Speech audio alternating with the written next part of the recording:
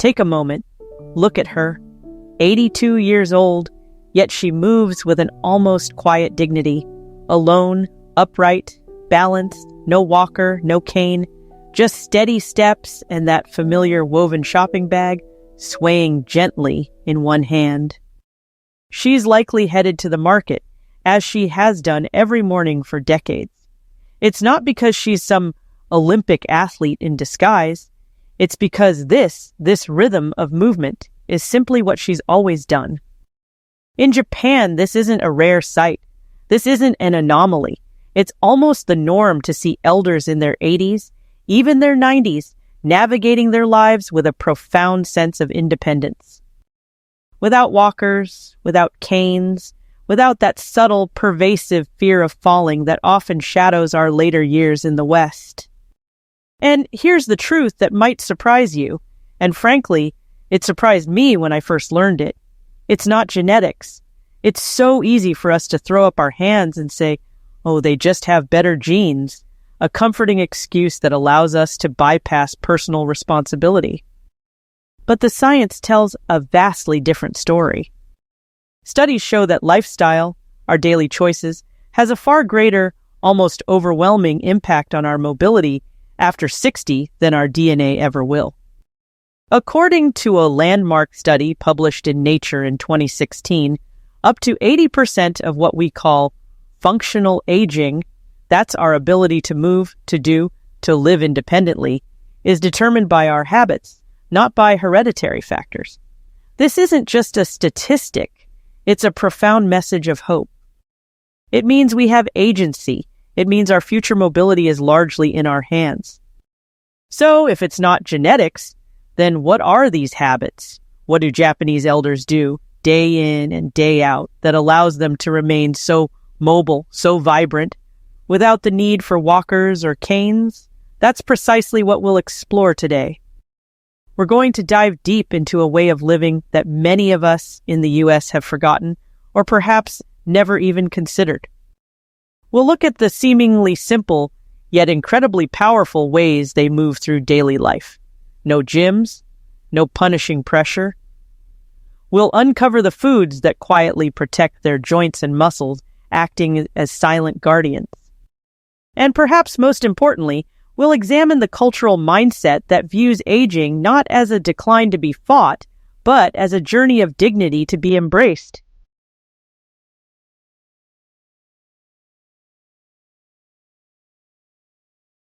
And here's my personal promise to you.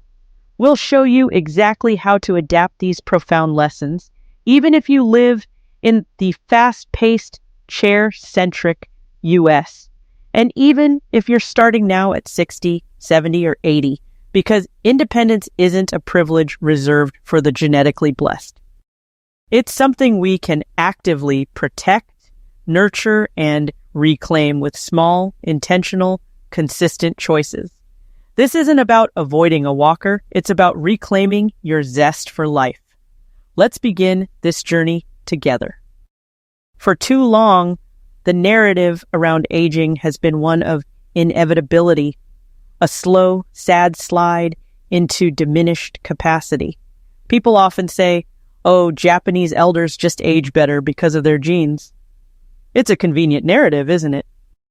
It allows us to feel less responsible, to feel like our own struggles are simply bad luck. But the science, as we saw from that Nature 2016 study, says something else entirely. Only 20% of how we age, physically, is truly determined by genetics. The other 80%, that's pure, unadulterated lifestyle. What we eat, how we move, how we sleep, these aren't minor footnotes. They are the main story. So, why do Japanese elders so rarely need walkers, while many Americans begin struggling with mobility in their 60s? It's not about better genes. It's about profoundly different habits, deeply shaped and supported by culture. Think about it. In Japan, the very environment encourages movement.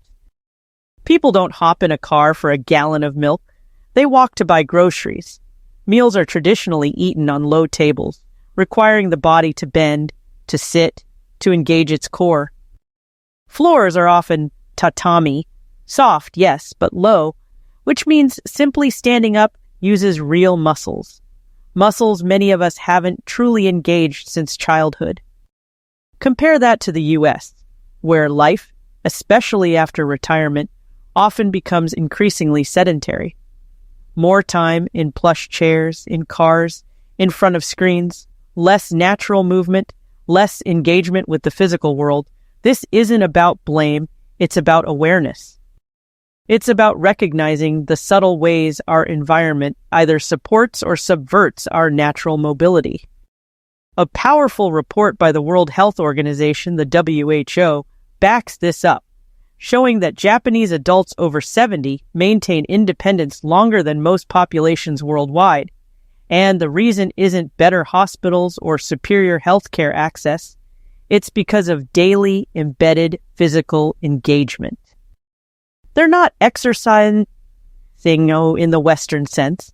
No sweaty gyms, no personal trainers for most. They're just living in a way that keeps their muscles active, their joints lubricated, their balance honed. This kind of movement isn't dramatic. It's consistent. It's daily. And crucially, it's intentional in its very consistency. It starts with how they organize their lives, how their homes are designed, and what they choose to preserve as valuable.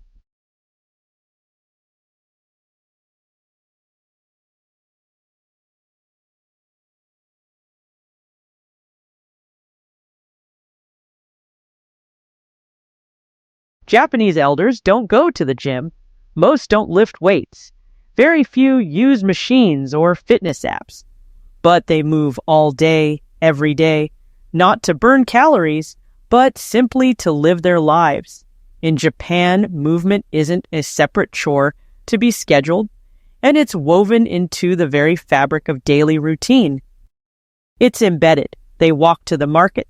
They prepare meals from scratch, which involves standing, bending, reaching. They sit and stand from the floor multiple times a day. And because of that, they maintain something many people lose after 60, functional strength. Let's talk about one of the most underestimated habits, the power of sitting low, simply sitting on the floor. It sounds almost ridiculously basic, doesn't it? But think about what it does. It keeps your hip flexors, knees, ankles, and core muscles active just through daily repetition. How many of us in the West dread getting up from the floor or avoid it altogether? I know I used to. A 2020 study published in Gerontology International showed that elders who regularly sit on the floor retain significantly more lower body strength and flexibility compared to those who always sit on chairs. In the West, chairs became the standard, a symbol of comfort and convenience. But in Japan, sitting, kneeling, and gently shifting posture throughout the day keeps the body constantly engaged. And no, it's never perfect. Many Japanese elders use cushions, lean on walls, or adjust as needed. But the key is they don't freeze their bodies into stillness, avoiding any movement that might feel slightly challenging. In Okinawa, one of the world's renowned blue zones, places where people live exceptionally long, healthy lives, elders in their 80s still garden, sweep, cook, and walk. They move organically, naturally, not with sweatbands and protein shakes, but with rhythm and purpose. They might not call it exercise, but the effect is the same, or often better. They keep their legs strong, their joints lubricated, their balance naturally trained. No resistance bands, no online fitness classes, just living. Here's a stark truth for us in the US. Movement loss isn't inevitable. We often stop using certain muscles simply because our homes and our daily routines no longer require them. We've engineered stillness into our lives, believing convenience is king, but often at the cost of our vitality.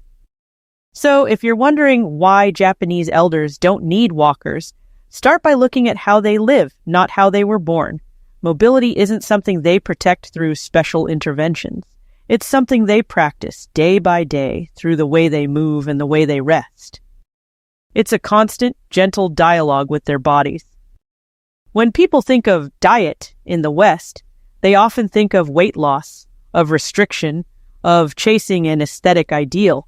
But in Japan, especially among elders, food isn't primarily about getting thin. It's about staying strong. What you eat after 60 plays a colossal role in how well you walk, stand, and move. And the traditional Japanese diet, particularly among elders, does something truly remarkable. It protects muscles and joints quietly, powerfully, every single day. The World Health Organization ranks Japan as the country with the longest healthy life expectancy, not just in years lived, but in years lived with independence, with dignity, and a huge, undeniable reason for this phenomenal achievement is their food.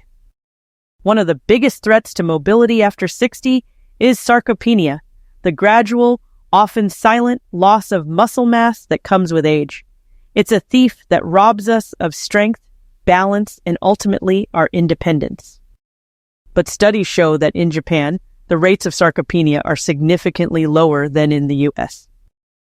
A 2019 study in the Journal of Kachixia, Sarcopenia, and Muscle found that diets rich in plant-based proteins and fermented foods are directly linked to the preservation of muscle mass and physical performance in older adults. Unlike the high-fat, high-sugar diets so common in the West, often driven by convenience and aggressive marketing, traditional Japanese meals are high in fiber, moderate in protein, rich in antioxidants, and low in inflammatory fat. Every bite is intentional, not about control, but about profound support. They eat to move, they eat to stay upright. In Japan, meals are built like a system of quiet, unwavering support for the body. No giant steaks, no heavy sauces, just elegant layers of nutrients designed to keep the body moving optimally. Let's look at what's often on the plate of a Japanese elder and how it helps their legs stay strong, their joints supple. First, fermented soy, like natto and miso. This is more than just protein. It's a gut healer and an inflammation fighter. Natto, with its unique sticky texture, contains powerful vitamin K2, which is absolutely crucial for bone strength and joint stability. And miso, used in soups daily, delivers vital probiotics that keep systemic inflammation low, especially in the gut where so many joint problems actually begin. A healthy gut means less systemic inflammation, and less systemic inflammation means less joint stiffness, less pain. It's a foundational building block for mobility. Second, light oily fish like sardines, mackerel, and salmon. Unlike the Western diet, which often leans heavily on red meat, Japanese elders eat small, potent portions of these omega-3 rich fish. These aren't just delicious.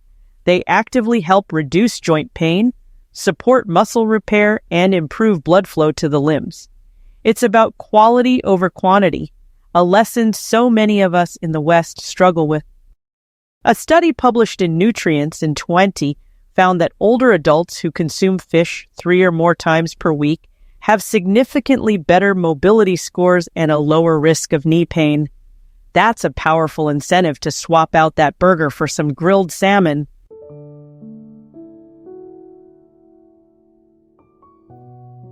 Third, mushrooms, shiitake, maitake, enoki. These are a secret weapon in Japanese cooking. Low in calories, high in vitamin D, and powerful polysaccharides, they support bone density and immune regulation.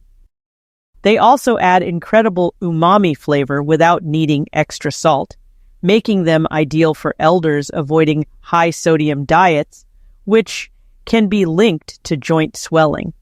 A humble mushroom, often relegated to a side dish, becomes a star player in longevity.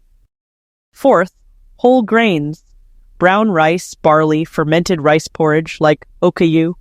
Here's a critical distinction. Carbs aren't the enemy. Processed carbs are.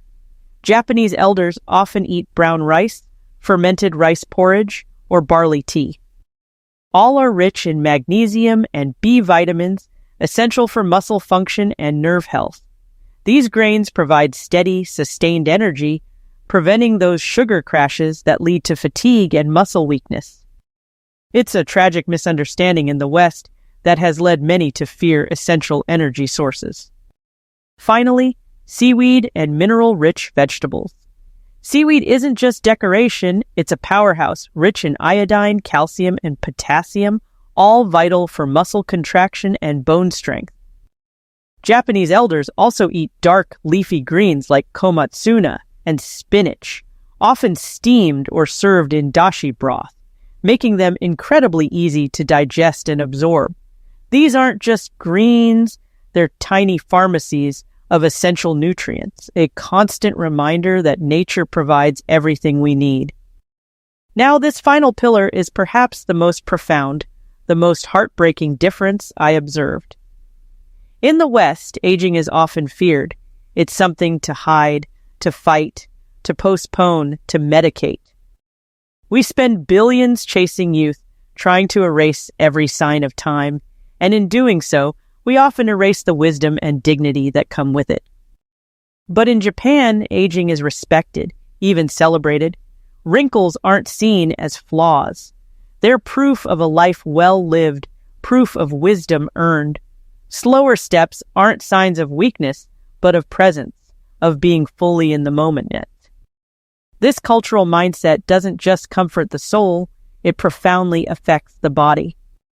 Elders in Japan are expected to contribute, to remain engaged, cooking, gardening, shopping, walking, and because they remain useful, they remain mobile. In many Japanese families, the grandmother still cooks the family meal. The grandfather still sharpens his tools. There is no sudden stop to life, no abrupt retirement from purpose, only a gentle adaptation.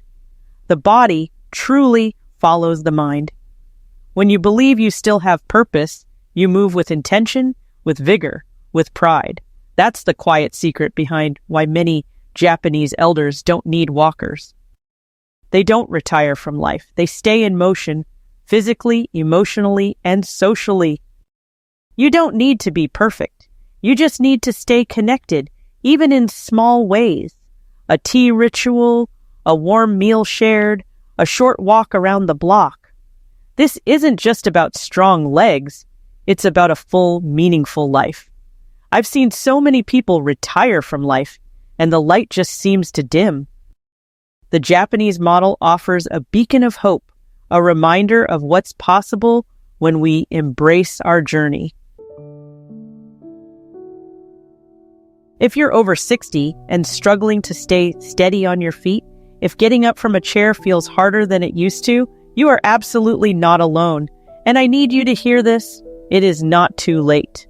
The truth is, you don't need perfect genetics to stay mobile, to live vibrantly. You just need consistency, patience, and a little help from traditions that have proven their worth over centuries. What we've seen in Japan isn't a miracle. It's not youth in a bottle. It's not magic. It's movement, nutrition, and respect for the aging process woven seamlessly into everyday life. And the best part, the most empowering part, is that you can start wherever you are, right now. 1 cup of miso soup, 1 walk around the block, just a little further than yesterday, 1 gentle stretch, 1 shift in how you view your own aging from fear to dignity. These small, intentional choices accumulate into a powerful transformation. If this video gave you a new perspective or simply made you feel seen and hopeful, please take a moment to tap that like button. It helps this message reach more people just like you who are seeking deeper, more authentic paths to well-being. And if you want more content rooted in timeless tradition, not fleeting trends, subscribe to The Miracle Leaf. Every week, we share quiet, natural strategies from Japanese longevity for a stronger body, a clearer mind, and a more peaceful life after 60. Your journey matters, and it absolutely can continue with strength, grace, and profound independence.